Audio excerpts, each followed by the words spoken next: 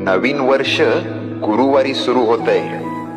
हे फक्त योगायोग नाही भक्तांनो, हे स्वामींचं संकेत आहे.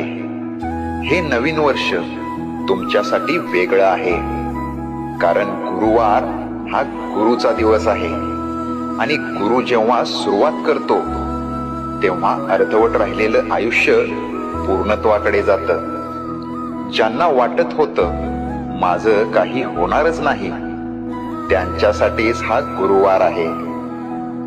दरवाजे जे बंद होते ते आता आवाज करून उघडतील. आता तुझं आयुष्य स्वामींच्या हातात आहे. फक्त एक गोष्ट कर, मन साफ ठेव आणि श्रद्धा घट्ट ठेव, कारण नवीन वर्ष गुरुवारी सुरू होतंय आणि गुरुवार कधी रिकामा जात नाही.